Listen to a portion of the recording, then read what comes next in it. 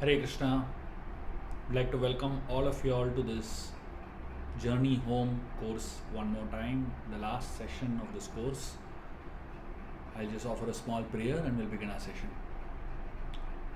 Om Gyantimirandasya Gyananjana Chakshurunmilitam Yena Tasmai Shri Gurave Namaha Shri Chaitanya Manobishtam Stapitam Yena Bhutale Swayam Rupakadamayyam Dadati Swapadantikam Vandeham Shri Guru Shri Yutaha Padakamalam Shri Gurun Vaishnavamscha Shri Rupam Sagrajatam Sahagana Raghunatam Vitam Tam Sajivam Sadvaitam Savadutam Parijana Sahitam Krishna Chaitanya Devam Shri Radha Krishna Padan Sahagana Lalita Shri Vishakan Vitamscha He Krishna Karuna Sindhu Dinabandhu Jagatpate Gopesha Gopika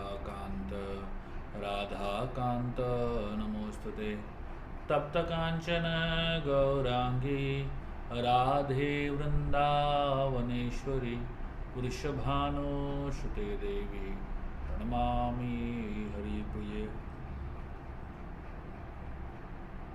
Vanchakalpatarubhyascha Kripa Sindhubhyeva cha Patitanam Pavanebhyo Vaishnavebhyo Namo Namaha Jai Shri Krishna Chaitanya Prabhu Nityananda Shri Advaita Gadadhara Shrivas Adi Gaura Bhakta Vrinda Hare Krishna Krishna Krishna Hare Hare Hare Ramo Ramo Ramo Hare Hare. Hare Krishna. We would like to welcome all of you to the 7th session of the Journey Home course. We have been discussing the Journey Home book in great depth, and from the first session till today we have discussed almost 62 lessons that we can learn from the Journey Home book.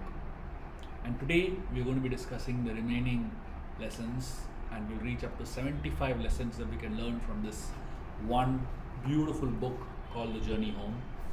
For all those of you who already have the book and have read it, it's wonderful and it's really incredible for you to have gone through this course, because you would have got in-depth understanding of the Journey Home in ways that you have not thought of while reading the book also. And I'm sure that your appreciation for His Holiness Radhanath Swami Maharaj and his life and teachings have increased considerably through this course. And for those of you who have not gone through this book, do not have this book, please get a copy of this book. And if you have the book and you have still not read it, please read this book. Not just once, but several times, to be able to imbibe the wisdom that is there in this book. Today we are going to go through the remaining lessons and complete the book. But before I begin the session today, I would urge all of you to stay till the very end, because at the end of this session I have some really incredible and beautiful announcements to make, which I want each and every one of you to hear for sure. So please stay on till I make those announcements and you get to hear them. So let us dive deep into this incredible book, and we will absorb ourselves in the Journey Home.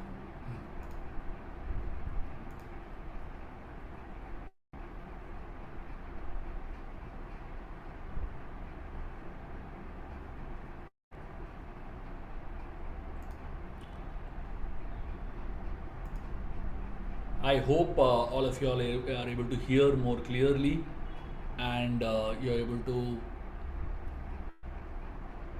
clearly hear the audio and the video today. So I'm going to continue from where I left off last time. The last time I had stopped at the point where Ratin Krishnadas, which is what Radhanath Swami Maharaj was called in Vrindavan while he was in Vrindavan, and I will address him in that way. So we reached a point where Ratin Krishnadas has, you know, absorbed himself in the land of Vrindavan. He found his home in Vrindavan, and he really connected to the land of Vrindavan so deeply. And he found some really amazing friends, Asim Krishnadas and Krishnadas Babaji Maharaj. These two became his soul connections while he was in Vrindavan. One day, while Ratin Krishnadas was in conversation with Bon Maharaj, Asim Krishnadas, and Krishnadas Babaji Maharaj, they highly recommended him to go to Barsana, and Ratin Krishnadas immediately remembered that he had also been given the same instruction by Ganesham Baba one day while he was talking to him in his closet temple. And Ratin Krishnadas decided to go on this pilgrimage to Barsana and experience Radha and her mood in Barsana Dham. When he reached Barsana Dham, he immediately experienced the beautiful atmosphere, and he could experience the presence of Radha everywhere in Barsana.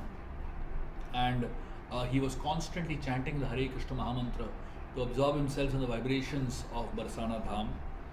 And at some point, when he was traveling around in Barsana, he reached a place which is known as Mangad. And in Mangad, he had the fortune of meeting a very saintly person. The moment he saw him, this very saintly person told Ratin Krishnadas, "You have been called here from very far away." And he welcomed him to Barsana Dham. This person introduced himself as Radha Charan Das. He was a saint living in Barsana, and he said, "People call me Ramesh Baba." And Ratin Krishnadas found him to be an incredible personality. Whatever he spoke, whatever sound came from his mouth, it seemed to be heavenly and so melodious. Over a period of time, Ratin Krishnadas got to understand Ramesh Baba more and more. And he, in fact, experienced so many beautiful things in Barsana. On the first day he was in Barsana, he met a small child. And this little boy, he proudly pulled his hand and took him to a very small place. And he pointed out to something in that place, and he said, "This is my God." And when Ratin Krishnadas saw very carefully, it was a beautiful picture, a beautiful painting of Lord Krishna with a calf. And this boy, with so much confidence, he pointed out to that the picture of Krishna, and he said, "This is my God." And Ratin Krishnadas was so touched by the child's faith and the child's expression of confidence in the presence of God over there in that photograph. Eventually, Ratin Krishnadas decided to spend some time in Barsana along with Ramesh Baba. So there he met another very evolved personality named Shaki Charan Baba, who lived along with Ramesh Baba and assisted Ramesh Baba in his daily activities. And Shaki Charan Das told Ratin Krishnadas about Ramesh Baba's childhood. He explained that as a child, he became very, very scholarly in Sanskrit and philosophy. And by the age of 12, his voice won him national award at the All India competition for music. And somehow, even though he was so accomplished in philosophy and Sanskrit and music, Ramesh Baba's heart just didn't feel right in a social context. He kept running away to become a sadhu. And every time he ran away from his home, his family members would go and catch him and bring him back home. And only after a few days, again he would run away and to become a sadhu. But after over a period of time, Ramesh Baba became a very powerful speaker. Whenever he did any kind of katha in his villages, thousands of people would gather to hear him. He became a very popular saint in his area. But Ramesh Baba was never interested in followership. He was never interested in fame and name. He only wanted to live as a sadhu in Vrindavan.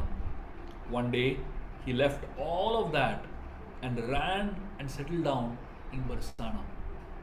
Ratin Krishnadas was amazed hearing the story of Ramesh Baba, and he asked him one day when he got a chance. He asked him, why did you abandon such a exalted career as an orator and as a kathakar and became a sadhu in Barsana? Ramesh Baba gave an amazing answer. He told Ratin Krishnadas that though thousands of people were attending my classes and my discourses, my heart only yearned for Radha, and she called me here.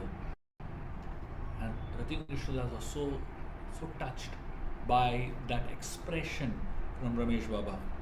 Ramesh Baba lived in the mountains of Barsana. In those days, Barsana was a very desolate place, very far away from Vrindavan and far away from the crowds and from so many social contexts. Barsana was almost like a forest which was hardly inhabited by a few villagers. And on top of the mountains of Barsana, practically no one lived. And Ramesh Baba was literally alone staying on the mountain.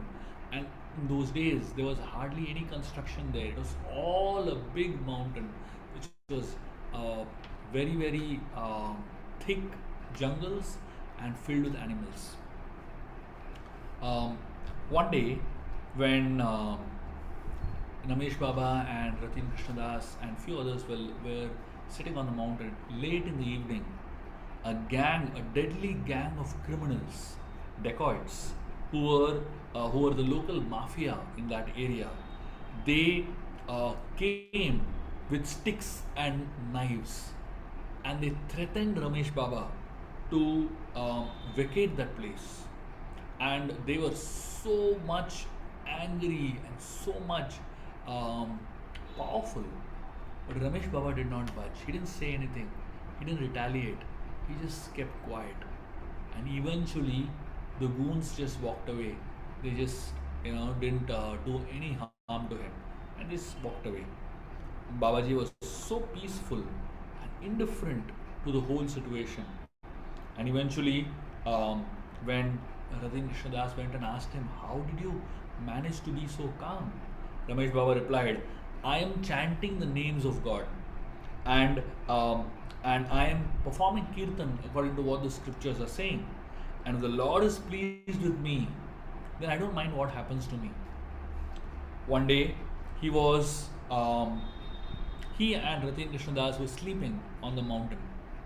And while they were sleeping, they were about to sleep, Ratin Krishnadas saw that Ramesh Baba kept a stick next to him.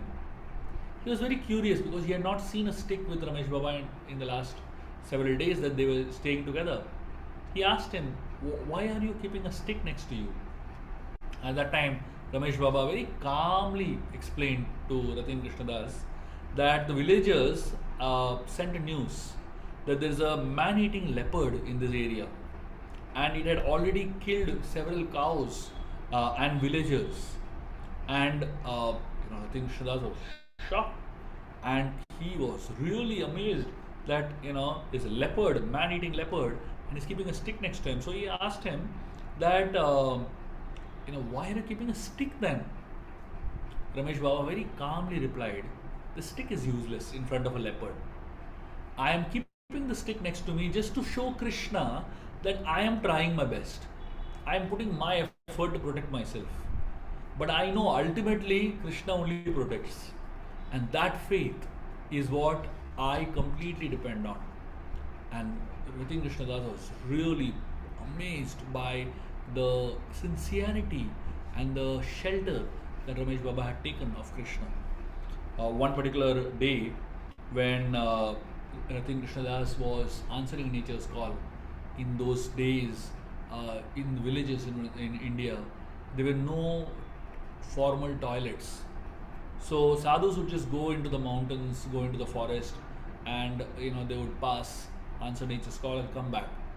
So Ratin Krishnadas was seated, answering nature's call in the forest, and while he was squatting on his bare foot, suddenly he saw right in front of him a giant poisonous snake. It was almost next to him, about to strike him. And imagine what a perilous situation to be in. You're answering nature's call, and suddenly a snake right next to you. He really got scared. His heart started beating, and that's when he remembered Ramesh Baba's faith. And he closed his eyes, and he started chanting the Hare Krishna Mahamantra. And as he began to chant the holy names, his heart began to settle down. He became more peaceful. And he said, even if I have to die right now, chanting the holy names of the Lord, I don't mind dying. At least I'm dying in Vrindavan. Slowly, the snake moved away, and Ratin Krishnadas, his life was spared at that moment. And that is when Ratin Krishnadas understood a very powerful and a very, very important message and a very important situation in his personal life. And he understood that actually the only person who can protect us is the Lord. And this is the first lesson that we learn today.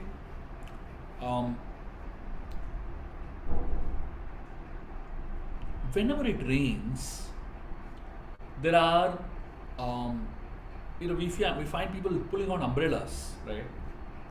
Why do people pull out umbrellas in rainy season? The reason why they pull out umbrellas is not that they can stop the rain. Can you stop the rain by using an umbrella? The umbrella can never stop the rains. It is not that you can stop the rain with the umbrella in your hand, but the benefit of the umbrella is that it will protect you from getting wet. This means that there are so many problems that we have in life. There are so many situations that we have in life. These situations are not going to change. When you become a devotee, it's not that the problems will stop coming. It's not that the problem should cease. The only difference is that now we have something to protect us from succumbing to those problems. So the idea is that for most of us, when we take up the path of Krishna consciousness, the path of Krishna consciousness and taking shelter of Krishna need not necessarily solve our problems, but it will give us a shelter where we have the confidence that Krishna's hand is there behind us. Krishna protects us in so many ways. The first type of protection by Krishna is known as the protection from Ajnana. That means we get knowledge from Krishna, and that protects us from ignorance. Krishna protects us from bad habits. When we come to the path of Krishna consciousness, Krishna protects us from so many bad habits. The third thing that happens when we come to the path of Krishna consciousness is that there are many mistakes that we make in the past.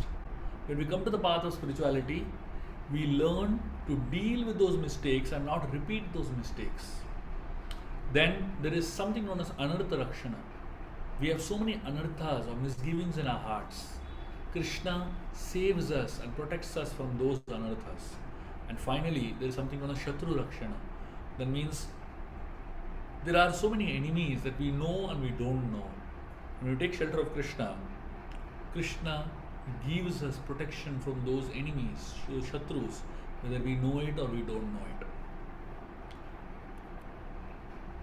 One day, as Ritin Krishnadas and Ramesh Baba were sitting and having a discussion, Ramesh Baba asked him casually, "Where are you from?" And Ritin Krishnadas immediately he answered, "I'm from Chicago in US." And the moment Ritin Krishnadas mentioned the name of Chicago, Ramesh Baba had tears in his eyes. And Ritin Krishnadas was really shocked to see tears in the eyes of the saint. And Ramesh Baba explained, "Oh Krishnadas, Chicago is a place where cows are killed. Thousands of miles away, Ramesh Baba knew that Chicago is a place where maximum amount of slaughterhouses exist and maximum amount of cow killing happens. And that is one of the reasons why there are so many earthquakes in Chicago. Einstein had this theory called the pain wave theory. According to this is Einstein's theory, this is not some spiritual theory. According to his theory, pain waves trigger seismic waves. When animals or humans for that matter, wherever there is a lot of pain and a lot of animals cry in agony, in that place the earth is not stable. The tectonic plates are unstable and earthquakes occur very often. And that's the case in Chicago. Ramesh Baba sitting in a mountain in Barsana in Vrindavan, he knew about the pain of the cows in Chicago and he was feeling compassion for those cows thousands of miles away. And that is really the spirit of Vrindavan. In the Mahabharata, we find the last story, literally, where Yudhishthira Maharaj and the Pandavas had moved towards Badrikashram, and all the Pandavas had died, and Yudhishthira was supposed to ascend to the heavenly planet. There was a dog that was following Yudhishthira Maharaj, and this dog was accompanying him. And just before Yudhishthira climbed on the chariot, which was going to take him to the heavens, the dog told him, "Can you please help me before you go?" Yudhishthira Maharaj said, "Yes, please tell me, how can I help you?" The dog spoke to Yudhishthira and he said, "I have so many insects on my body which are troubling me and biting me. Could you just help me remove those insects and relieve me from the pain?" Yudhishthira Maharaj was just about to remove all the insects and put it on the ground. At that time, the insects spoke to Yudhishthira Maharaj and they told him, "In the Himalayas, the body of the dog is the only food available to us. Everywhere else there is no food available to us. If you remove us from the body of this dog, we will die. Please, we are also your subjects. Please help us." And Yudhishthira Maharaj decided to help both the dog and these insects. And he took all those insects and put them on his own body and relieved the dog of his suffering. And thus at the end of his life also, he was willing to sacrifice understanding the pain of others. This is compassion. Ramesh Baba was happy living in Barsana under the shelter of Radha, but yet he could feel the pain of somebody thousands of miles away, of cows thousands of miles away. Ramesh Baba still at this point runs a Goshala which has thousands of cows, and the Goshala is taking care of such beautiful cows there in Barsana. Eventually, Ritin Krishnadas came back to Vrindavan and he began to live in Vrindavan, spending a lot of time in the various holy places there. One day, he happened to go to the Samadhi Mandir of Rupa Goswami, which is in Damodar temple. And while he was in the Samadhi Mandir of Rupa Goswami, he spent time offering prayers, deep prayers over there. And while he was there in that place, in the Samadhi Mandir of Rupa Goswami, intensely praying, he experienced something very, very powerful. And at that place, he knew for sure that the path of bhakti is his path. At that place, Ritin Krishnadas knew for sure that he will give his life to and chant Krishna's names constantly for the rest of his life. That was the place where he had this most powerful realization that bhakti is his path, and that Rupa Goswami is samadhi. What a place to have this realization. Um, by that time, he was in India for almost a year, and because he had lived in India for almost a year, he had gone to an immigration office a few months back in Mathura, and there was one agent who had sent an application to New Delhi for renewing his visa, and he was waiting for a reply from this agent. Somehow, there was a letter sent for Ratin Krishnadas to an ashram, and unfortunately, the one who received the letter in the ashram had completely lost it, and that letter never reached Ratin Krishnadas. The letter actually was a letter that wanted Ratin Krishnadas to visit Mathura and meet this immigration officer to confirm his visa status. And because Ratin Krishnadas had not received the letter at all, he didn't even know that such a summon had come. And the immigration officer who was in charge in Mathura, he was very, very furious that there was a foreigner staying in Vrindavan and not coming to meet him. He took it on his ego, and he began to hunt for this foreigner. Now, he didn't know that Richard was a sadhu, he didn't even care about it. He only knew that he was a person who was from another country, who didn't have a visa and was living in Vrindavan without permission, and he refused to follow summons that were sent to him. Now, this man began to search for Ratin Krishnadas across Vrindavan, and he was inquiring from everyone in Vrindavan, do you know this person? Do you know this person? And people in Vrindavan, they wanted to protect Ratin Krishnadas because they loved him. So many people came and told Ratin Krishnadas, please know that there's an agent searching for you. And Ratin Krishnadas didn't even know that there was a letter like this, so he didn't even know that he had made a criminal offense, basically. And this agent was frantically searching for him. Ratin Krishnadas was hiding and trying to somehow escape from this agent. At that point, Shripad Baba and Asim, they decided to take Ratin Krishnadas to a very wealthy lady who was based in Delhi, but she had a small apartment in Vrindavan, and they wanted to seek help from her to help Richard get a visa and legalize his stay in Vrindavan.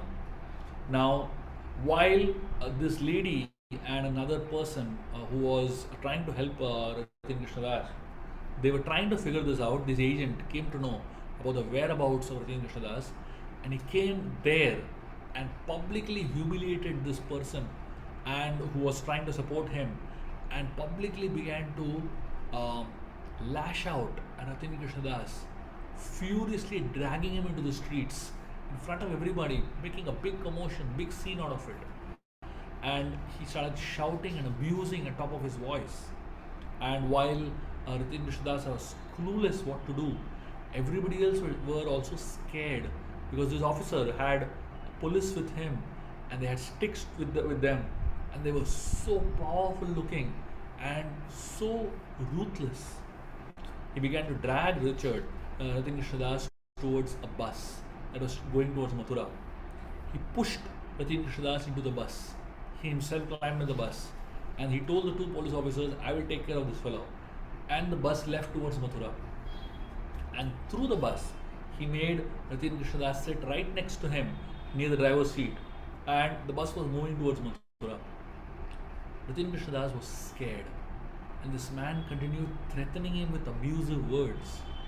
And Ratin Krishnadas didn't know what to do except taking shelter of the Lord. While the bus was speeding towards Mathura, on the way, there was a commotion at the back of the bus. There were two farmers that were fighting with each other. And this immigration officer immediately got into action. He loved to show his power. He went and started beating both the farmers. And before leaving to beat the two farmers, the immigration officer told the driver of the bus, make sure this fellow doesn't move, pointing out towards Ratin Krishnadas, and he went. Obviously, Ratin Krishnadas realized This was his only chance to escape from the bus. He frantically told the driver, I need to answer nature's call right now. And he didn't know much Hindi, and the driver obviously didn't know English. So he kept signaling that he needs to answer nature's call. And finally he started shouting in Hindi, whatever little he knew, Pani, Pani, which is the local way of saying that I need to pass water. And the driver, he ignored him because he didn't want to stop and get beaten up by the immigration officer. Nitin Krishnadas realized he has no option but to do something that was frantic. And he would never have done this in any other circumstance of his life, but in such emergencies, you have to take emergency measures. It's not something that is recommended. Out of box solution. Right then and there, in a moving bus, Nitin Krishnadas crouched and began to pass urine, directing it towards the footboard of the bus, towards a place where the driver would put his legs. And the moment the driver realized what just happened, he slammed the brakes, immediately stopped the bus. He told him, get out and do it outside. And that's the moment Nitin Krishnadas was looking for. He jumped out of the bus and disappeared into the darkness. By the time this immigration officer knew what was happening, Nitin Krishnadas was gone. And this man began to abuse the driver and beat him up and really hurl abuses at Nitin Krishnadas, promising that he's going to come and smash him and beat him up. Somehow Nitin Krishnadas escaped from there, reached back to this rich lady's house where Asim Krishnadas and others were waiting for him, and somehow they were trying to frantically help them deal with this whole mess. And later on, somehow he got saved from that situation, and he was told, don't ever come in limelight, don't come in the way of this immigration officer, don't be spotted. So from that point onwards, every day Nitin Krishnadas would use only the back alleys of Vrindavan, never came on the main road, never came to any place where there was crowds and people could easily spot him. He was trying to somehow hide and save himself from this immigration officer. One day, while he was walking through these dark alleys, suddenly an animal pounced on him, bit him furiously in his leg and ran away. He didn't even know what animal it was. In all probability, it was a dog that had rabies. And Richard, Nitin Krishnadas, was in great pain, so much agony. He was, practically bleeding. Somehow or the other, he came to the ashram of Ghanshyam Baba. Ghanshyam Baba saw his legs are bleeding so badly. He insisted that he goes and meets a doctor. Nitin Krishnadas did not want to take a risk, because going to the hospital simply means coming straight in front of the immigration officer. But because there was no option at this point in time, if this dog had rabies, very soon, in a matter of few days, Nitin Krishnadas also would contract rabies and would die a miserable death. All the devotees forced him to go to a local doctor. The local doctor there, he began to treat Nitin Krishnadas. The problem was, it was not at all a hospital. It was less than a most dilapidated condition, and they did not have proper instruments. They didn't even have proper needles. There was a doctor there who saw the legs of Nitin Krishnadas, and he immediately asked him, will you be able to recognize the animal that bit you? Now it was pitch dark and there was no way he could see the animal. What to speak of recognizing the animal? And this doctor told him, I will have to give you injections for 14 continuous days. And the one injection that had to be given in those days, in 1970s, was pretty large injection. And this hospital was already backdated. It was a very, very, rustic and a very dilapidated hospital. The needle that this man had was blunt. It was not a very sharp needle. It was not a, probably it was a used needle. And he said, this is the only needle I have and I have no option but to inject you with this needle. It will pain a little bit, you have to tolerate it. And this man, with all his force, began to pierce the needle into the stomach of Ratin Krishnadas. And as he was piercing the needle into the stomach of Ratin Krishnadas, this massive needle, the needle was so blunt, it was not piercing the skin. And the pain was so intense. Ratin Krishnadas just said, "Leave me, I don't want the injection, just let me go." His doctor was just not ready to let go. He pierced 5 or 6 times in different places, just tried to jab the needle inside his skin. And somehow, after many attempts like this, he managed to push the needle into the skin, into the stomach of Ratin Krishnadas, and push the injection in. And when the needle was removed, that particular spot had swelled up so much it had become black and blue. And the doctor told him, "You have to come back here for 13 more days." Ratin Krishnadas had no capacity and no bandwidth to even handle one more injection like this. He told him, "I'll rather die rather than come back and have an injection so painful." The doctor said, "Don't worry, the next time you come, I'll try to get you a better injection which is a better quality." And by this time, this Ratin Krishnadas explained to this doctor the situation. He said, "I can't come back again because this immigration officer is going to search for me." And this doctor became compassionate on Ratin Krishnadas, and he said, "I'm going to write you a letter. I'm going to write you a letter that you should go and take it to Delhi. And you go to the Home Minister's office and they will legalize you just by seeing my letter." He was a government doctor, and government doctor's letter held a lot of weight. And he said, "I will explain in this letter that if you are not treated immediately, you will die of rabies." And so in that letter he recommended that he be given an extension visa. And that is how Richard took that letter, reached Delhi, and went to the Home Minister's office. Somehow he got the right help. And over there was a man who said, he heard the entire story of Ratin Krishnadas, and he told him, "I will not be able to sleep if I know that I am the cause of your death."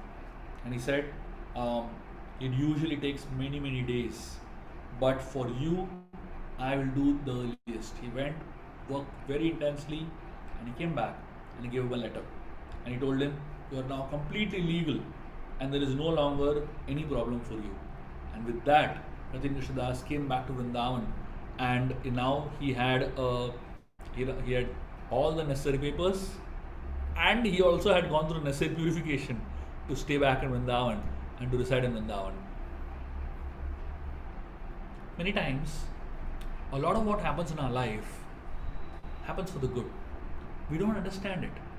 At that point, the immigration officer coming and beating up Ratin Krishnadas seemed bad. The dog biting him seemed bad. But if the dog had not bitten him, he would never have been able to get that visa that he was looking for, and he would have been in real big trouble. There was a king who went to the forest on a hunt, and while he was on a hunt, he was he was attacked by some animal, and somehow in a mishap he lost one finger of his hand. And when this finger was chopped off, and he was somehow somebody just tied up that finger for him, and he was bleeding, he was profuse amount of pain. The minister who had accompanied him told him, "Don't worry, whatever happens for a reason." The king was really annoyed.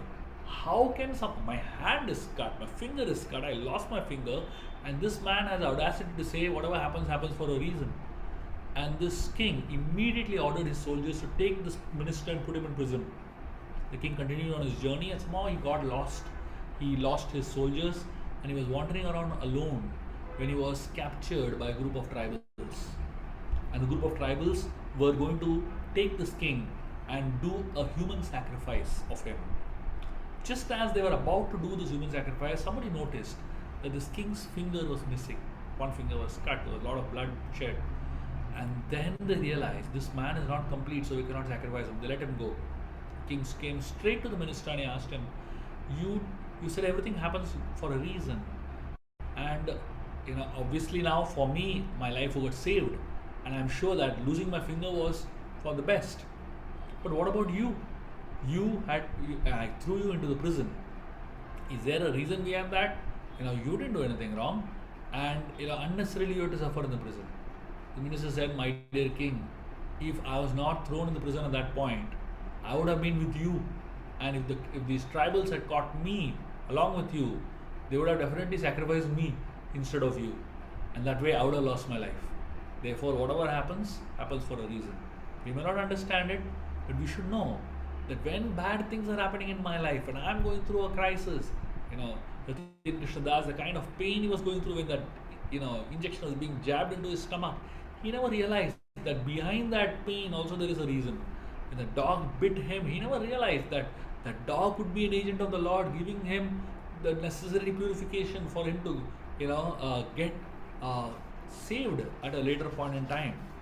And this way, Ratin Krishnadas had some really amazing realizations of the episodes that happened over there. While Ratin Krishnadas was living in Vrindavan, he had resided in Vrindavan for almost 5 months, and he had chosen bhakti as his path of devotion. One day, while he was traveling around in Vrindavan, he walked to a narrow lane, and suddenly he saw a Western man dressed in saffron robes running towards him, waving his hand, calling him Richard, Richard. And Ratin Krishnadas immediately turned towards him and he tried to figure out who this is. And that's when he realized this was a disciple of Srila Prabhupada he had met earlier. And this person came running to Richard and told him, Srila Prabhupada is coming to Vrindavan tomorrow. And he said, and he told him, did you know Prabhupada was a resident of Vrindavan? And he's returning back to Vrindavan after preaching the bhakti cult all over the world. And he invited Ratin Krishnadas to be a part of that invitation, the inauguration, the welcoming of Srila Prabhupada into Vrindavan again. So on 26th of November 1971, Srila Prabhupada's bus arrived. It was a huge bus that came into Vrindavan, and from that bus got off Srila Prabhupada. Hundreds of people were from the village of Vrindavan, residents of Vrindavan. They all knew Srila Prabhupada. Prabhupada had lived in Vrindavan for many years, and he had a lot of people that knew him, and they knew about Srila Prabhupada's mission also. And they all wanted to come and meet Srila Prabhupada.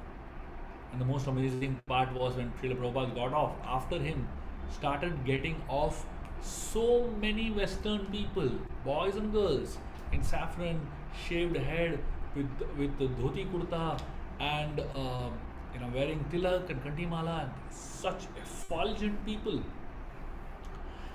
Everyone in Vrindavan were shocked beyond comprehension. They couldn't figure out how so many Westerners were coming with Srila Prabhupada, and Prabhupada had preached to so many of these Westerners. And as Ratin Krishnadas began to see how Prabhupada had transformed hundreds of lives, and he had been such an instrument of transformation and such an instrument of Krishna in getting so many people from the Western world to the land of India, and that too to Vrindavan specifically. And Ratin Krishnadas began to associate with Srila Prabhupada and his disciples in Vrindavan. And Ratin Krishnadas would often go and sit just hearing Prabhupada. One particular day, of course, on the day Prabhupada arrived, there was a very huge Pandal program organized by Vrindavan management, the government officers and the management of Vrindavan, to welcome the saint back to Vrindavan after such a successful tour. Everyone worshipped him and glorified him so much. And eventually, every day Srila Prabhupada began to meet people. And Ratin Krishnadas would always sit in one corner and just listen to Prabhupada talking to people. He just loved listening to Srila Prabhupada. One day, while he was sitting in that audience, it was a group of very senior disciples of Srila Prabhupada there.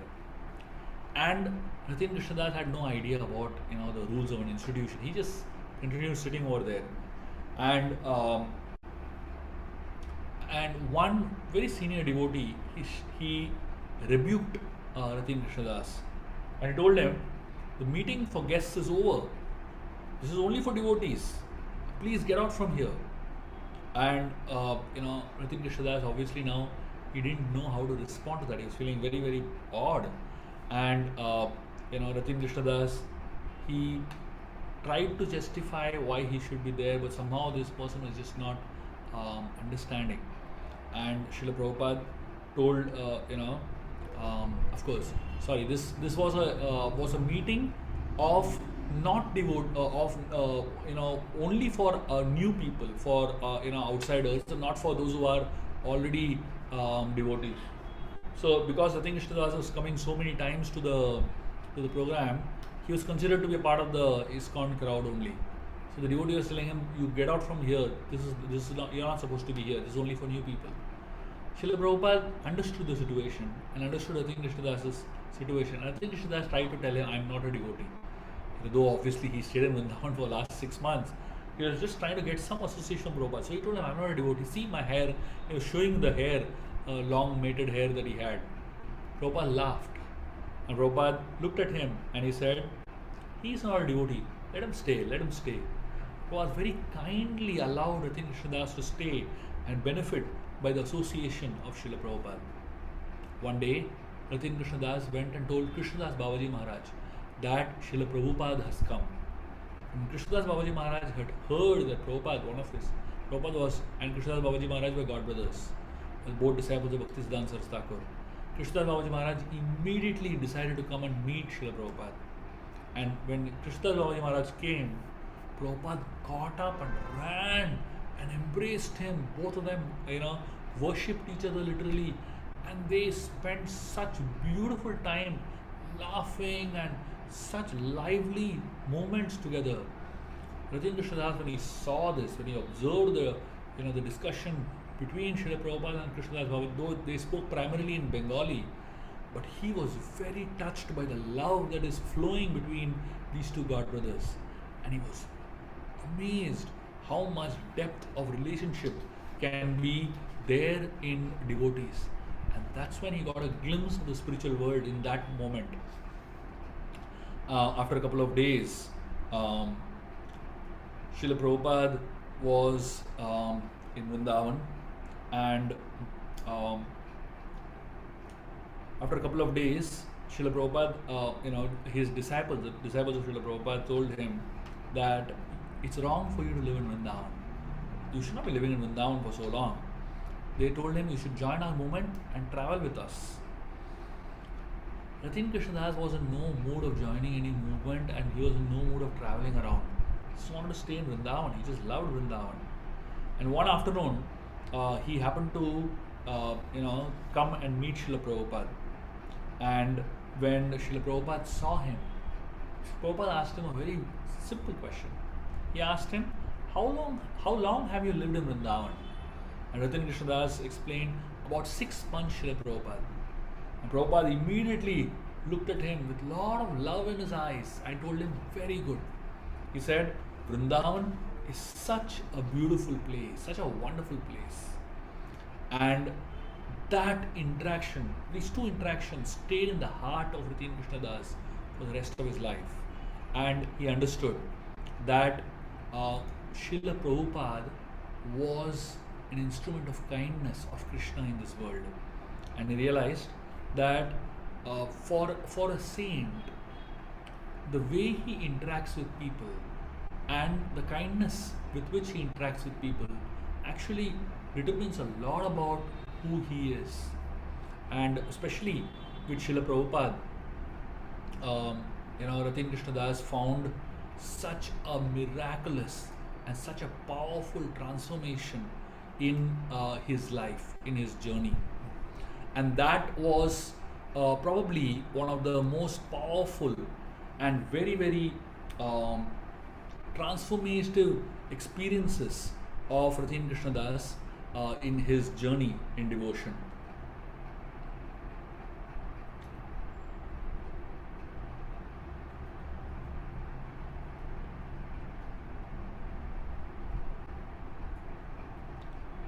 I'm just trying to make sure that the session is still live. Okay. So after this particular experience of such a transformative experience, Ratin Krishnadas realized that this person is special. Prabhupada is not just an ordinary saint. He is a instrument of Krishna's kindness. And this deeply impacted Ratin Krishnadas so deeply that he decided to keep this as a mission of his life and a lifelong mood that he absorbed from Srila Prabhupada.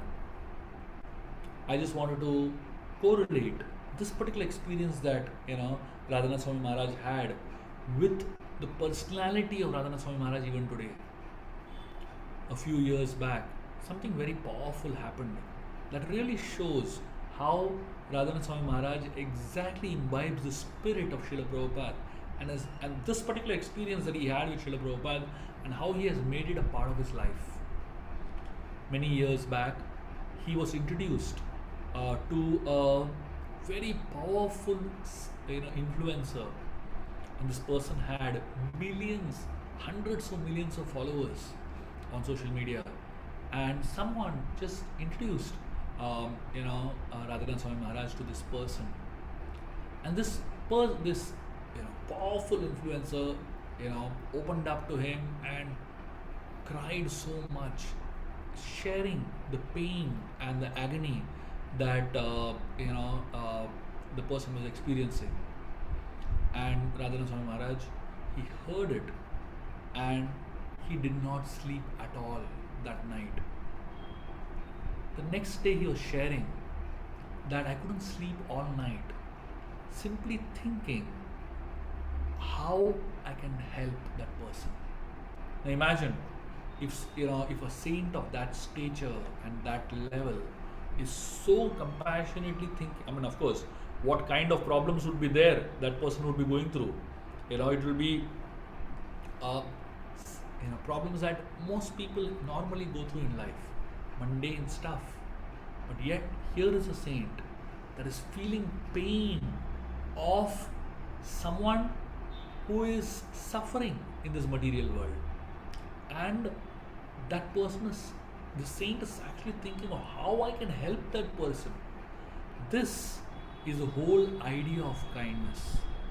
And Radhanath Swami Maharaj, he has a heart that thinks very differently, and especially what he learned from Srila Prabhupada, being an instrument of kindness, is what he carries in his heart so much.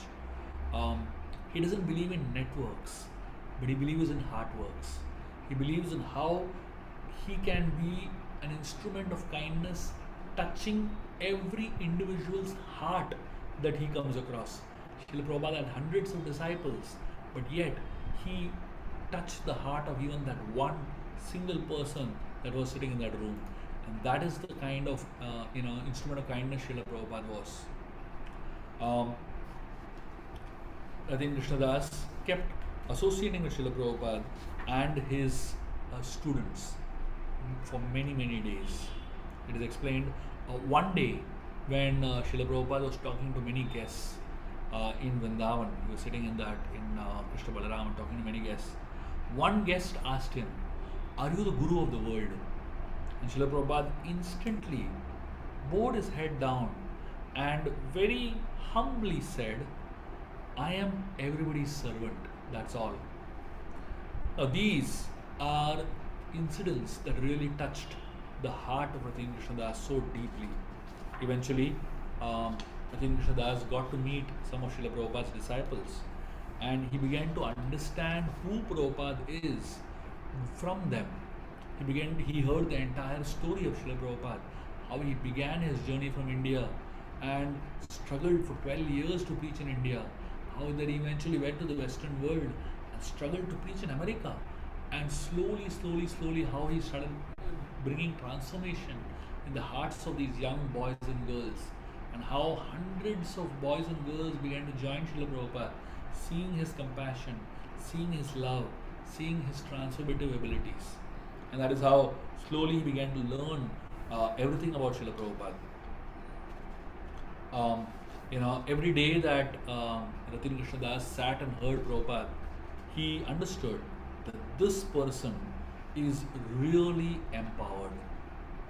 And there was one particular conversation that remained very deeply etched in Ratin Krishna Das's heart, where because he was traveling around meeting so many sadhus, hearing so many philosophies, he was always confused about one thing. Is God formless or does he have a form? There are some sects that say that God is formless, and then there are other groups that say that God has a form.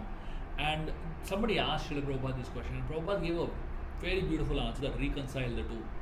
Prabhupada explained how God is both formless and has a form. And he explained that the source of formlessness is from the form of the Lord. And when Ratin Krishna Das heard that philosophy, he was completely floored, and he understood that this person really knows what he is talking. He has really understood the depths of philosophy. Conversations like this really began to shape Ratin Krishna Das's heart, and over a period of time, he started realizing that his heart was getting more and more convinced about Srila Prabhupada being his guru. One day, Ratin Krishna Das was told that today Prabhupada was leaving Vrindavan.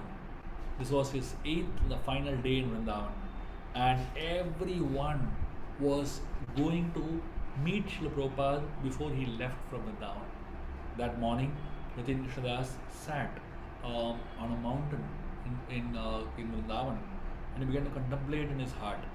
And he realized that in his heart of heart, he had accepted Prabhupada as his guru. And in his heart of heart, he realized that there was harmony, and he was being attracted towards Srila Prabhupada like nothing else. But he still had this doubt. He was still thinking, can I really remain faithful to my guru's teachings? There are endless temptations in this world. Will I really be able to be faithful to the teachings of my guru and not move away from the path of bhakti?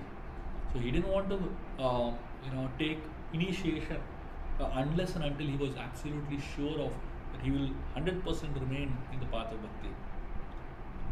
Finally, as the morning began to go ahead, Ratin Krishna Das walked up to the temple, attended the lecture of Srila Prabhupada, and finally stood in that among the disciples of Srila Prabhupada who were standing there to bid farewell to their teacher, to their guru. At that time, Srila Prabhupada was walking towards his car. And as Srila Prabhupada was walking towards his car, he was looking at every single person, and he saw Ratin Krishna Das standing in that queue, in that line. And Ratin Krishna Das fell at the feet of Srila Prabhupada. He had tears in his eyes, and he looked at him and he said, Srila Prabhupada, I wish to offer you my life. Srila Prabhupada was so touched by the words of Ratin Krishna Das. He kept looking at his eyes, and both their eyes met for a long period of time. And Ratin Krishna Das could feel deep love in the eyes of Srila Prabhupada towards him. And with a slight nod, Srila Prabhupada said, yes, you are home. And Srila Prabhupada got into his car and left from Vrindavan. And what an amazing experience of an exchange between someone who had walked a long path to try to find a teacher who can teach him the absolute truth, and finally having the realization and the courage of finally taking the step of wanting to take shelter of the spiritual master. The moment Ratin Krishna Das told that I want to take shelter of you, I want to offer my life to you, he realized that his life had changed completely. Vrindavan is a land where the spiritual master's role is very prominent. It is explained that during the Damodar Leela, when Nalakuvar and Manigriv came before Krishna to offer prayers, Krishna was in a very childish mood at that point in time. And Nalakuvar and Manigriv, they were exalted demigods, and they were offering their prayers to respects to Krishna in Vrindavan. And Krishna, he looked at them, and they were asking for forgiveness, they were repenting for their mistakes, and they were taking shelter of Krishna very sincerely. Krishna looked at them and said, "Go to your Guru, and by my grace, he will fulfill all your desires." He asked them, "Choose a boon." And Nalakuvar and Manigriv, they said, "Let our tongues always be immersed in your names and in your activities." Krishna, he told the both of them, if Narada had not desired it, I would have never shown you mercy to both of you. But because Narada Muni decided, I had to give you shelter. So Krishna, he told Nalakuvar and Manigriv that by the grace of Narada, you will achieve everything. And he told both of them to go back to your Guru. This is something very, very powerful and astonishing from a spiritual perspective. We take shelter of the spiritual master so that we can reach Krishna. But when we take shelter of Krishna and we reach Krishna, Krishna sends us back to our spiritual master. The road of the spiritual master never ends. That is why in this quest of Ratin Krishnadas to find the absolute Guru that he would want to take shelter of and surrender his life to, he never ever stopped till he was absolutely sure, here is a person I want to give my life to. And even when he found his Guru, he was still thinking, will I be able to be 100% committed to him and never deviate from the path of bhakti? That was the desperation of someone who is seriously on the path of Krishna consciousness, on the path of spirituality. All of us can never ever come to a point where we don't need the Guru. We will always need the spiritual master, and the spiritual master will always be a part of our life, and the spiritual master's role will never ever change in our life. No matter how much we advance, no matter how much we grow in our spiritual journey, the spiritual master will always be our connection with the Lord. Because every time we go to the Lord, Lord sends us back to our Guru. And when we go to our Guru, the Guru sends us back to God. This is the constant tug of war that will always happen in our life.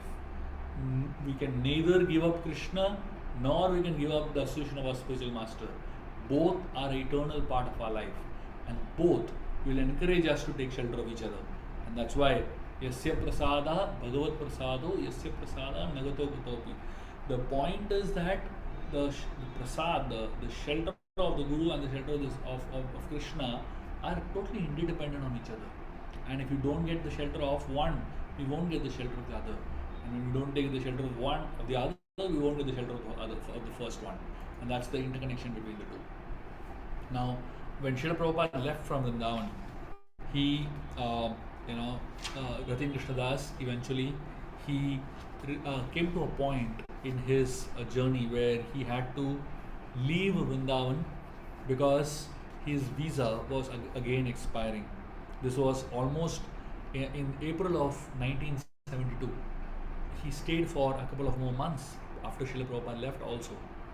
And after 4 months after Srila Prabhupada left Vrindavan, he had to leave Vrindavan because his visa was expiring. In the final days when he was about to leave Vrindavan, he went to every temple in Vrindavan, offered obeisances. He went to every single holy place in Vrindavan and took shelter of these holy places. And he collected dust from all these holy places, and every single dust, he made packets of all of this dust, and he collected all of this, and he was preparing for the departure from Vrindavan. And as he was in Vrindavan at that point in time, he met Ghanshyam Baba. He spent a lot of beautiful time with Asim Krishnadas and Krishnadas Babaji Maharaj and so many of these exalted personalities. And finally, Asim Krishnadas gave Ratin Krishnadas a packet. And he told him, this packet will be very useful to you. And when he opened it, he saw in that packet, in that bag, was a big bunch of vraj rotis and good. Good is jaggery. This was one of Ratin Krishnadas's favorite food that he had eaten for like months and months together. Vraj roti is the simplest thing you can ever get. It's the cheapest thing that you can ever get. All the sadhus, that's all they eat, vraj rotis. And the interesting thing about the vraj roti is that it's just simply made with atta, with wheat, but with a lot of love and affection, handmade. And that's what made these vraj rotis very memorable and special. And Asim Krishnadas gave him a packet of vraj rotis, and he told him, Krishnadas, whenever you remember Krishna, you will find Vrindavan, and I'll be praying for your return. Ratin Krishnadas left from Vrindavan and he travelled all the way to Kathmandu. When he reached Kathmandu, he reached the place which is the American Express office in Kathmandu. There, he had written a letter to his father that he plans to return back, and his father had sent him a ticket to fly back from Kathmandu to America, and so the and he had also sent him $300. So the father had not sent a ticket, but he had sent money. He had sent about $350, and he wanted his son to come back at least in a faster and a easier, more comfortable way. And Ratin Krishnadas in Kathmandu booked a ticket on Air India from New Delhi to Amsterdam, and then from Amsterdam to America he would take another flight. So then he stayed in Kathmandu for several days, and for the next 7 days when he stayed in Kathmandu, he found a beautiful lake over there, and this lake's name was Pehwala Lake. And from sunrise to sunset, he performed meditation on that lake on a boat, and that's how he would spend the entire day, morning to evening, doing meditation. And one day, while he was performing meditation, then after performing meditation, he would go back to his a small cave that he had found in the mountain there. While he was on the way to the cave, it was very dark at that point in time. Suddenly he heard a scream, and he was scared, maybe thinking that maybe some animal was attacking or something. And when he turned back, he saw someone running to him and jumping on him and embracing him. And guess who? This was Gary again. In the most unlikely place in the whole world, they met again. That too in Kathmandu, in the middle of a forest near a lake, and 2,700 feet above sea level in the Himalayan valley, they had met. Nearly 2 years later, 2 years before, they had spent time together. Actually, not 2 years. It was almost it was almost 2 years. Richard stayed in Vrindavan for practically 1 year, and much before Vrindavan they had met. So it's quite some time that they met. Suddenly, of all places, in such a place, such a circumstance, they had met, and they decided to spend the night in Kathmandu together. And Gary brought Richard to a couple of friends, and Richard shared with them the little that he had, and Gary was just amazed. He told him that first of all, no one will believe our story, that we're meeting in such weird circumstances, and more importantly, I can't understand that your father had sent you $350. You have $350 with you, and yet you're staying in a cave, and yet you're eating food that you're begging and eating. Gary just couldn't understand. Of course, Ratin Krishnadas had not even thought of using that money to get a hotel. It didn't even strike him, because he was just so used to living in the forest. He just naturally had $350 with him. He just went and stayed in a cave over there, and over a period of time, Gary and Ratin Krishnadas spent some beautiful moments together that whole night. And the next day, Ratin Krishnadas was supposed to fly back and they bid farewell to each other, and they knew that if destiny willed, they would meet again, and that's how they parted. Ratin Krishnadas from Kathmandu came back to New Delhi, and in New Delhi airport he boarded a flight towards Belgium, towards to Aston in Belgium, and when the flight began, immediately the sitting next to Ratin Krishnadas was a Irish man, and he began to smoke cigarettes right in the flight, and Ratin Krishnadas was shocked and shaken to the realities of the modern world. He was not used to this. He had lived as a sadhu for so many years, and he had completely lost track of the modern realities. And he was sitting in a flight for the first time in so many years, and here was a man smoking and puffing smoke into his face. Eventually, as the flight began to move, the flight attendants began to serve meals, and Ratin Krishnadas pulled out his bag, and from his bag he removed his most favorite items, Vraj roti and gur. Though it was days old, but still he cherished every moment of eating that. And 35,000 feet high in the air, closing his eyes, and he's eating Vraj roti and gur and relishing and remembering the whole mood of Vrindavan. It is explained that Vrindavan and everything that is connected to Vrindavan is very, very special, and it is not just something ordinary. Every little bit of dust of Vrindavan is assimilated in everything that is connected to Vrindavan, and the mood of offering everything to Krishna before eating makes each of the items there so special. I'm going to share with you all a very beautiful story of Krishna's last meal. It is explained that when Krishna left Vrindavan to Mathura, this was the last day that Krishna was going to be with the Vrajvasis. Now he is going to go into Mathura, and Krishna knew that he is never going to come back to Vrindavan. And of course, there were so many important responsibilities that were waiting for Krishna to accomplish. But that last night, when Krishna spent with the Vrajvasis, he wanted to make it most memorable for himself and for the others. It is explained that when Akrur came with took Krishna and Balaram along with him to Mathura, the Vrajvasis obviously were not with them, and Akrur went alone, right? Akrur left with Krishna and Balaram on a chariot.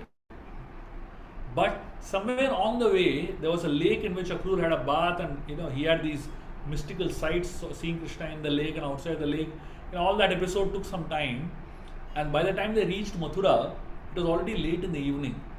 And the surprising thing is, when Akrur, Krishna and Balaram reached Mathura, all the Vrajvasis were already there on the banks, on the entrance of Mathura. They didn't enter Mathura. They were on the gate of Mathura, waiting for Krishna to come.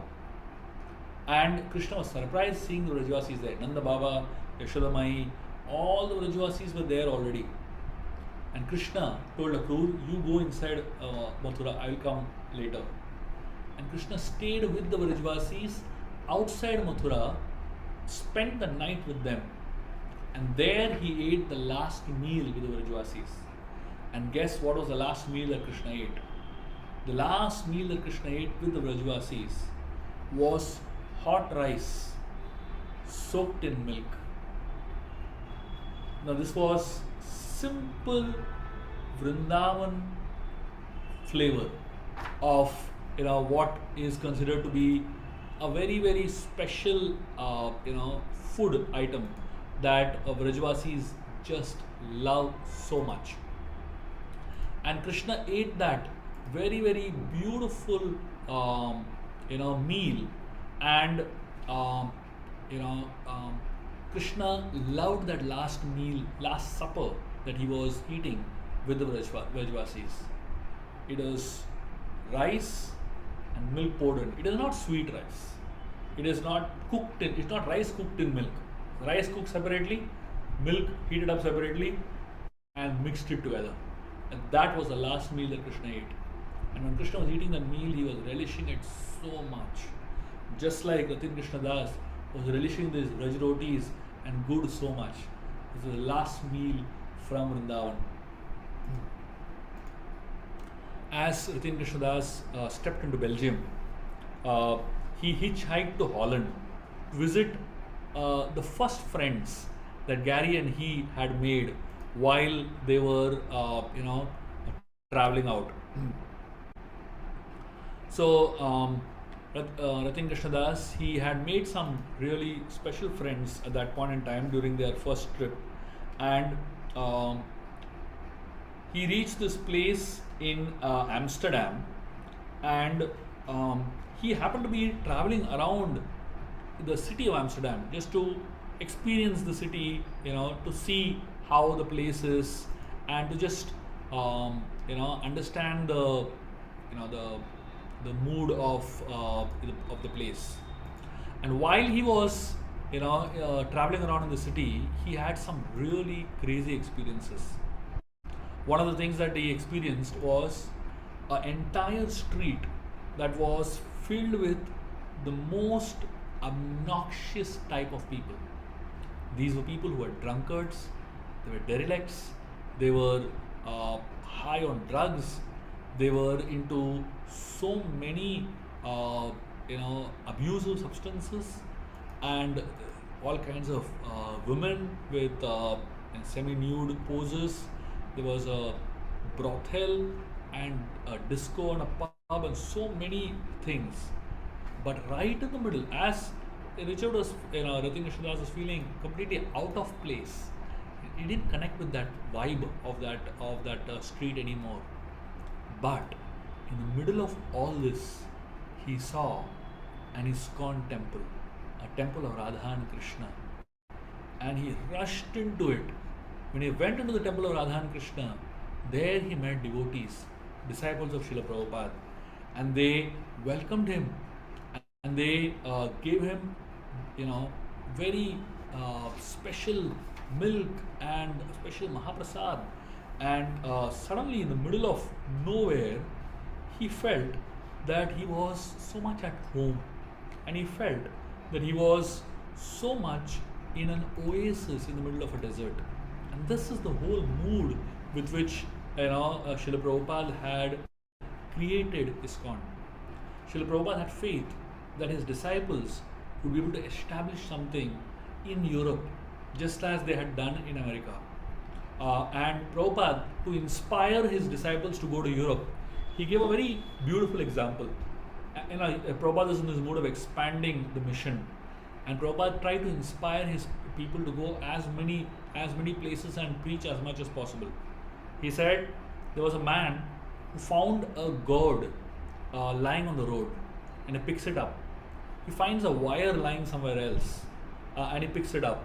And he finds a stick lying somewhere else, picks it up. He combines the three things: the empty gourd, skin of the gourd, actually ash gourd, what do you call it, and a stick and a wire. He combined all of this and made a beautiful musical instrument, a stringed instrument. Srila Prabhupada said, I found some hippies lying here, some hippies lying there, and I myself had, I was living in New York, but by the grace of Krishna, we all came together and we created a beautiful movement for the pleasure of Krishna. Now imagine, Srila Prabhupada was so humble. He was trying to, give all the credit to Krishna for what happened to them, to the Hare Krishna movement. It is explained that Srila Prabhupada had created such oases everywhere. Every single place around the world, we have an oasis like this. There are so many people who travel around the world, and they don't find food anywhere, and suddenly they find an ISKCON temple there, and that's when suddenly they realize that this is an oasis in the middle of a desert practically. Once Srila Prabhupada kept constantly inspiring his disciples. One devotee asked Srila Prabhupada whether the spiritual master is in the heart of the disciple. And Prabhupada immediately looked at him and said, yes, if you allow me to enter. Prabhupada was so much inspirational in the way he connected with his disciples. And this way, he made them so ready for presenting Krishna everywhere in the world. On a departure from Australia, Srila Prabhupada was waiting for his plane, and the devotees had brought him a very simple chair, and he sat in an outdoor garden just outside the entrance of the airport. And hundreds of people were walking in and out of the terminal. And Prabhupada sometimes inquired about different people, and he saw that there were some men that were wearing some very elevated shoes. Prabhupada asked, why are these men wearing these elevated shoes? The devotees explained at that point it was a style. It was called the stacks. And some of these shoes were elevated to 5-6 inches in height. And one devotee told Prabhupada that people even twist their ankle while trying to walk on them. Prabhupada laughed a lot, and he said, this is Western civilization. And Prabhupada, one devotee was feeling very awkward that Prabhupada had to sit in the middle of such a crowded public place. And this devotee went to Prabhupada and apologized to Prabhupada. Prabhupada, I'm sorry you have to sit in such a crowded public place. And one devotee remarked, someday Prabhupada will have our own airport. Instantly Prabhupada said, this is our airport. Everything belongs to Krishna. So it is already ours. Prabhupada actually felt the entire world belonged to Krishna. And slowly but surely Prabhupada is transforming every part of the world into a Krishna conscious temple. Finally, after Amsterdam, Ratin Krishnadas decided to board a flight and travel back to America from Amsterdam. From Amsterdam, he went to London, and he spent some time in an ashram near the British Museum. And then he went to board the flight to New York. When he landed in New York, he reached the US immigration desk. And there was a lady officer who was looking at his passport, and she frowned at him when she saw the passport, and she called someone else, and they told him that we are federal agents, please come with us. So they took him to a private room, and they told him, you have been smuggling illegal drugs and illegal narcotics into the United States. If you voluntarily surrender and cooperate with us, the punishment will be reduced. Ratin Krishnadas, he was saying, I have no narcotics. I have nothing like that. And the police officers just not ready to listen. They said, we are sure that you have narcotics, and we warn you, don't make us angry. And they thoroughly searched his bag, and finally from his bag fell a small pouch filled with Vrindavan dust. And they immediately said, what is this? What is this? And Ratin Krishnadas said, this is dust from a holy place. This man carefully examined the dust, rubbing it with his fingers, smelling it, and finally he realized it is nothing but mud. And one of the agents frisked the body of Ratin Krishnadas top to bottom, and finally, as they were frisking him, he found a lump. And he said, I found a lump. What is this lump? What are you carrying here? And he told him, this is my loin cloth. When you wear a kopin loin cloth, there is a small lump that gets formed. The cloth is tied. And this man was frisking, and he touched that lump, and he thought it was some drugs. And he showed him it's a loin cloth. And they made him remove all his clothes. And they practically stripped off everything, and they were examining him so thoroughly. Finally, they realized there is nothing that he actually has. And they told him to put his clothes on, and they told him, we are sorry for the inconvenience. We saw your passport. You had stamps from Afghanistan, from Pakistan, from Turkey, from Nepal, so many of these places, and all of these places are places from which drugs come into our country. And we just had our doubts, so we had to do this to you. And they finally let him go, and he stepped into America back. And finally, after such a long time, 2 years later, uh, Ratin Krishnadas, Richard, returned back to his house. When his parents saw him, they were so shocked. They ran and hugged him. Richard was, his mother was, crying, saying, "Richard, I missed you so much." And she showed him a vegetarian cookbook. She learned as many dishes as possible because she realized her son had turned vegetarian, and she completely changed her entire cooking, and just to she baked so many things just for the happiness of her son. And slowly all the family members caught up, his brothers and everyone. They felt so happy seeing him back. Obviously, now he was in a different state. He was not at all in the state of the regular mindset.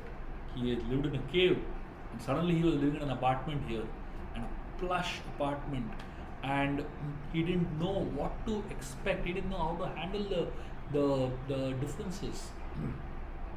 And at that point in time, he had a bedroom of his own now, and he had a bed to sleep on, but he couldn't fit into the bed. He just couldn't gather the idea that he can sleep on a bed. So he just slept on a rug on the floor in his room. And next day, early in the morning, he sat in his balcony, stared into the ocean, towards the ocean, and closed his eyes and started intensely meditating on Vrindavan. And he started meditating on his experiences of his journey. And suddenly he saw that it was not the ocean anymore. He felt he was sitting on the banks of Ganga, and he felt he was sitting right in the land of Vrindavan. He felt he was feeling Yamuna flow in front of him, and he suddenly realized it doesn't matter where I am, Vrindavan is in my heart. And he decided that the state of my heart should be always having Vrindavan, the consciousness of Vrindavan. The Mahabharata explains the meaning of Krishna. So it is said that Krishna, the two words, are split into two. Krishna. Krish means that personality who is the creator, maintainer, and destroyer of everything. Everything is Krishna. Srila Prabhupada could see Krishna everywhere. After a Rath Yatra ceremony in one particular place, Jagannath was taken inside the temple. After Jagannath was taken inside the temple, eventually Srila Prabhupada fell in front of the Rath. Devotees went to Srila Prabhupada and said, "Prabhupada, the deities are inside." Prabhupada said, "I am bowing down to the wheel of the Rath that is so powerful that could take the Lord of the universe out of his temple." Srila Prabhupada said, "I wish I could become these wheels." Prabhupada could see Krishna everywhere. In that spirit, we all need to understand Krishna is everywhere. Yamam pashyati sarvatra, sarvatra mayu pashyati. Hiranyakashipu could not see Krishna even when he appeared in front of him. But Prahlad could see Krishna even when he wasn't there. The word Na refers to Ananda. Krish means the Lord of greatness, and Na means the Lord of sweetness.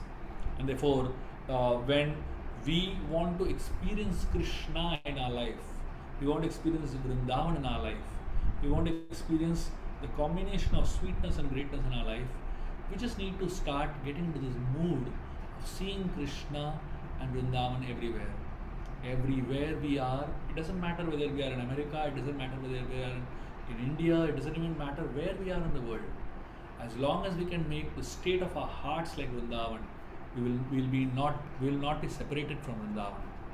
It is explained that Ratin Krishnadas began to stay at home, and eventually he moved to a temple in America, and he started staying in an ashram in America. And 2 times devotees offered initiation from Srila Prabhupada. but he denied it, saying that I'm not ready as yet. And eventually, one particular day, this was on the appearance day of Lord Chaitanya Mahaprabhu in 1973. 1972, he came back. 1 year later, he heard a voice from within his heart that told him, surrender your hair. And on that day, he shaved up his head and surrendered his hair to Krishna. And eventually, in the summer of 1973, he took formal initiation from Srila Prabhupada, and Prabhupada offered him the name Radhanath Das, and somebody who is a servant of Lord Krishna, who is a beloved of Radha. And eventually, Srila Prabhupada, so on the day he got initiated, one devotee, one friend of his, gave him a special photograph as an initiation gift. It was a photograph of Srila Prabhupada. When he saw that photograph,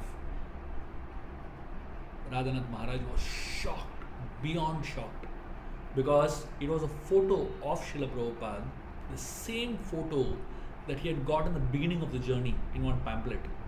So right in the beginning of the journey, when Maharaj had just about to embark on the journey, somebody had given him a pamphlet. And when he saw the pamphlet, in that pamphlet he saw the photo of Prabhupada. It was the same photo at that time, but he didn't know it was Prabhupada. And when he saw the photo, he saw this person and he looked at his eyes and he said, this person must be someone very divine.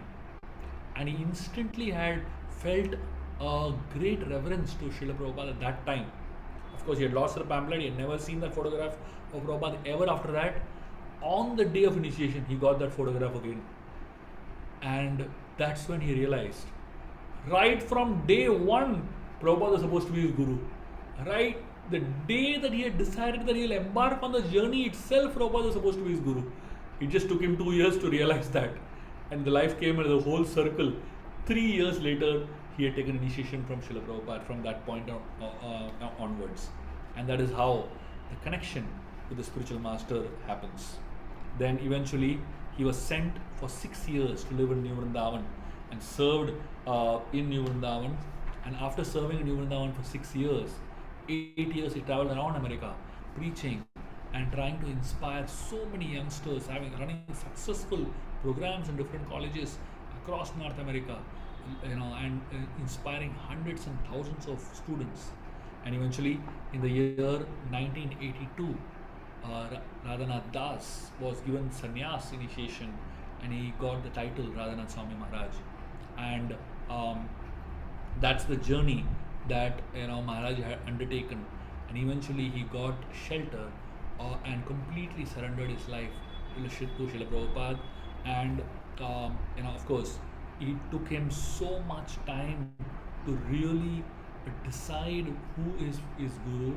And even when he had decided who is his guru, he took time to internalize his faith and be sure that he is not going to move away from this path and his dedication to Srila Prabhupada till he was absolutely sure about it.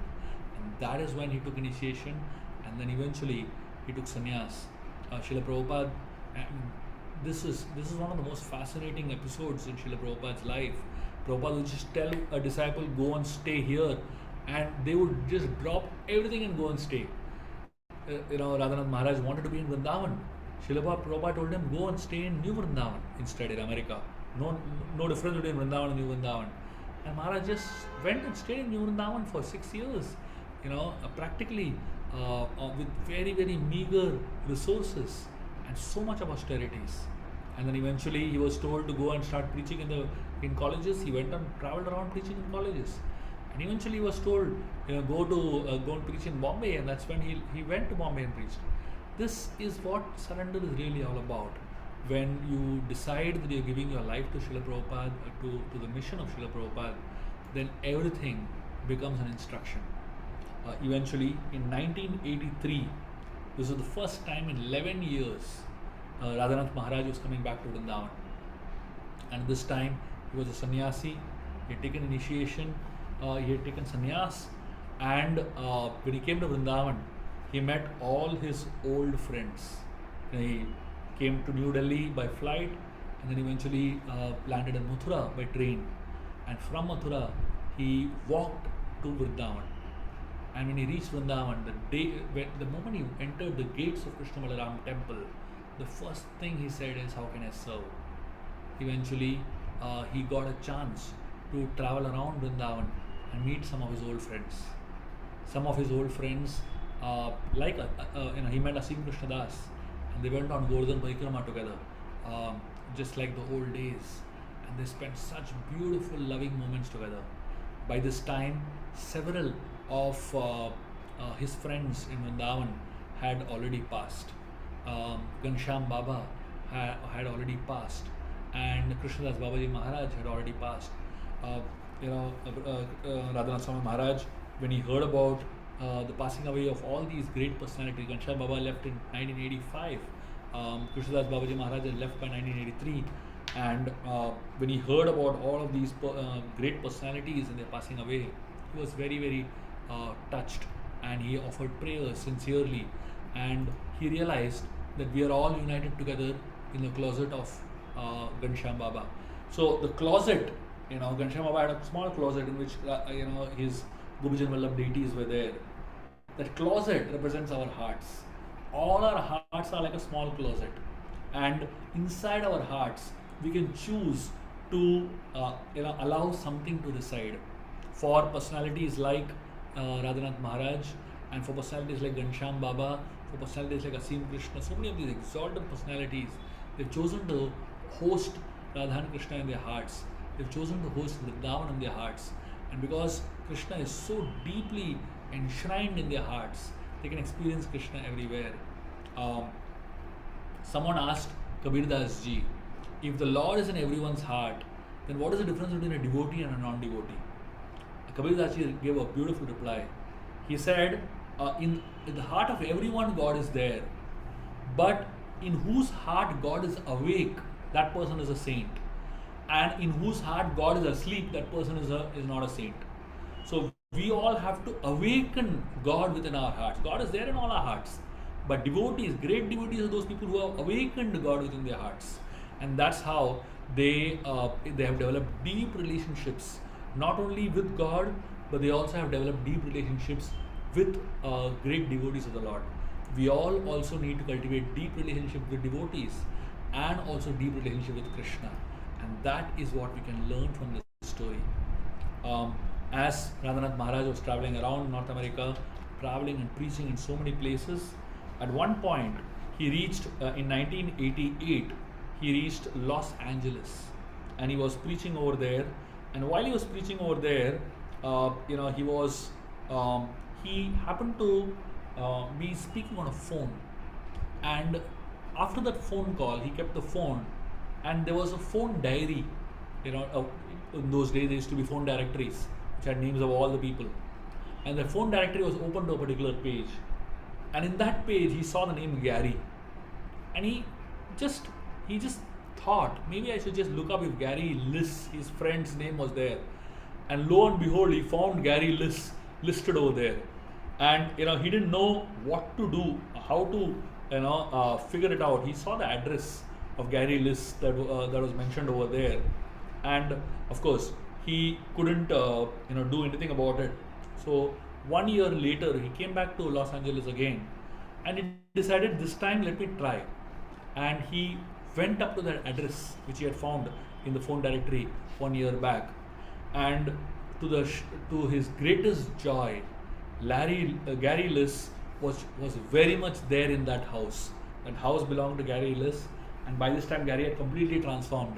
He was no more the young boy that he knew from his childhood, but he had become a massive, powerful bodybuilder, and he had built up his muscles, and he had a gym of his own, and he was a very successful trainer. And that's when they began talking, catching up. Gary Liss was so happy to see his friend. He asked him, how do I call you? Do I call you Richard? Do I call you Monk? Do I call you Ratin Krishna Das? Do I call you Krishna Das? What do I call you now? And Maharaj told him, I am now called Radhanath Swami. I have taken sannyas. And that's how they developed a very beautiful lifelong connection with one another. And Gary was puzzled, how do we really now connect with one another. And he asked Radhanath Maharaj that, you know, you, you know, you are a sannyasi, I am a, you know, bodybuilder, you know, I am, we both have different lives. We have nothing in common. How do we connect with one another? And Maharaj told him something beautiful. He told him that you teach people how to improve the body, which is like a temple. And I teach people what to do inside the temple. And that way we both are connected with one another. And that's how Maharaj harmonized, you know, his interaction with Gary. All of us have a body, but this body is a house. The body could be a prison. A prison is a place where the lock is outside, but house is a place where the lock is inside. If our heart, if our lives, if our body is like a prison, we don't know how to get out of it. We cannot get out of it. But if our body is like a house, we can open it and leave. We can use the body very nicely for the purpose for which it is meant. And once the purpose is over, we can go back to the spiritual world, giving up this body. Radhanath Maharaj, over the next several decades, he went on to establish so many amazing projects, including charitable hospitals, very, very massive eye camps, the Govardhan Eco Village, so many schools and educational institutions, the midday meal feeding hundreds and lakhs of kids, and so many spiritual communities, including Radha Gopinath Temple, and so many amazing, evolved projects that he did. And all of these projects that Maharaj has created are to honor his promise that he had made to that Sikh man right on the borders of the country, when he said, I will do something for the people of this land. India has given him a lot, but he, out of his gratitude and out of his compassion for the people of the country and also for the people of this world, he is just emulating what his guru, what he learned from his guru, be an instrument of kindness. And of course, this book itself, The Journey Home, wasn't a book that he ever wanted to write. In fact, a few days back, when I was with Maharaj and I showed him the handouts that I've created for this course, he was glancing at it and he started laughing. And after looking at it, he said, my journey was so private. My journey was just meant to be with myself and God. And now the whole world is talking about it, the whole world knows about it. And the whole world knows about it because of this person, a friend of Maharaj who was known as Bhakti Tirtha Swami. Bhakti Tirtha Swami was an Afro-American devotee, exalted sannyasi, one of the most intelligent persons that we had in our entire movement. Bhakti Tirtha Maharaj used to preach to extremely powerful people. He could give lectures on any topics, including he could speak lectures on UFO and so many topics and connect them to Krishna consciousness. And his disciples were such exalted personalities, PhDs from so many fields. And Bhakti Tirtha Maharaj, he was suffering from cancer, a deadly 4th stage cancer. And Radhanath Maharaj dropped all his engagements just to be with Bhakti Tirtha Maharaj during his last days. And in those last days, when Radhanath Maharaj was spending time on the bedside of Bhakti Tirtha Maharaj, that time Bhakti Tirtha Maharaj made a request. And he requested him to write down his story. And he told him, it is not about you. It is about Krishna. It is about Srila Prabhupada. It is about how, through a sincere heart, Krishna finds his way into our lives. It doesn't matter where you are, it doesn't matter who you are, but if someone is very sincere and eager, Krishna transforms your life. Your story will be a source of inspiration to thousands of people to embark on the journey to find Krishna. And that is how, to honor the wish of a dying friend, to honor the wish of Bhakti Tirtha Maharaj, Radhanath Maharaj wrote this book, The Journey Home. Again, he always says it is not about him. This journey is fantastic and fascinating in so many ways, but it's really written out of gratitude and to honor the wish of a friend. And that is how this book is so powerful and it's so heart transforming, because the intent of the book is very clear right from the moment it was visualized by Bhakti Tirtha Maharaj. And that intent, even today, is experienced by thousands of people who read this book and who experience transformation through this book. I am really grateful and honored to be a part of this journey with all of you, learning some really powerful lessons from the journey home.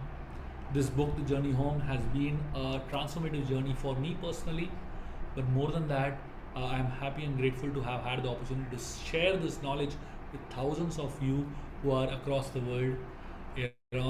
This course has been heard by literally thousands of people, and I have so many people who come to me and tell me that they're so happy and grateful to hear this course. I am just an instrument sharing what I have read and what I have heard and what I have observed from my guru, my teacher, my spiritual master Radhanath Swami Maharaj with all of you. I know that I am not good enough to be able to do this service. I am not worthy as a disciple to be able to do this service, but somehow I was chosen to be an instrument of this service. Please forgive me if I have made any mistakes. Please forgive me for all the shortcomings during narration of the journey. Please forgive me for all the errors that I would have committed factually and otherwise during the narration of the journey. If there's anything that you have benefited from this course, from this journey, then please bless me so that I can grow in my own spiritual journey and be a worthy disciple to Radhanath Maharaj. And before we end, I want to tell you all two very important and very powerful news that will make you so happy. The first news is that today is not the last session. This is not the last session of the course. The last session will be soon, on 17th of December. And the last session of this course will be personally with His Holiness Radhanath Swami Maharaj. Radhanath Swami Maharaj has personally agreed to be present and share his experiences of this journey that we all have deep dived into for the last 7 weeks. And with him being present on a Zoom call with all of you, we're going to share a Zoom link next time. It will also be on YouTube Live, but we will have a large Zoom meeting where as many people as possible can attend live with Maharaj. We would want all of you to keep your cameras on so that Maharaj can see all of you and be inspired to see all of you all interacting. And we will hear from him about his experiences of the journey home. And if any of you have any questions that you want to ask him specifically about the whole journey home, please do share it with us so that we can collate those questions and I can create a beautiful discussion around all of that. But I would highly recommend all of you to attend that session live. 17th of December, 7 p.m. IST. That is the time when Radhanath Maharaj will be personally present on this on a Zoom call with all of you and on a YouTube Live with all of you, and make this course the most memorable course ever. And it will be a grand finale of this beautiful journey and a humble offering to His Holiness Radhanath Swami Maharaj on his 75th birthday. And one more very, very important and a very powerful thing that I want to share with all of you. All of the handouts that we have been sharing over the last 7 weeks, we want to give it to all of you in different forms. Of course, you will find the handouts, the soft copy of the handouts available freely. But Tulsi Books is also publishing the entire handouts in the form of a book, which will be released on 7th of December on the Vyas Puja of Radhanath Maharaj in Govardhaniko village. For all those of you who are actually physically attending that Vyas Puja, please come and get a copy of this handout book. It's come out excellent in its quality in terms of the look and feel of the book. It will be a very memorable handbook, which will be accompaniment book for the Journey Home book. We are trying to make it as cheap as possible, and we're looking for somebody who can sponsor the printing of the entire book. If any of you want to sponsor the printing of this handbook, which can be offered to all the devotees on the Vyas Puja day, you're most welcome to contact us, and we would love to allow you all to serve in this beautiful way. And of course, for all those of you who are coming on the Vyas Puja day, please get a copy of this handbook so that all of you can benefit from this journey and it will remain with you for the rest of your lives. Um, Very grateful to all of you for this beautiful, you know, opportunity to serve all of you, and hopefully we'll stay connected, and we will do many more such courses in the near future. We would be giving all of you a feedback form about the entire course, and I would love to hear and read every single feedback that comes from the course. Please do spend some time trying to share feedback, and I have spent 7 days with all of you sharing my experiences and my understanding of the journey home. If you can spend a few moments and give your feedback to me, it will really help me in shaping this course, and this course can become an official course to teach the journey home around the world. Thank you very much. Hare Krishna.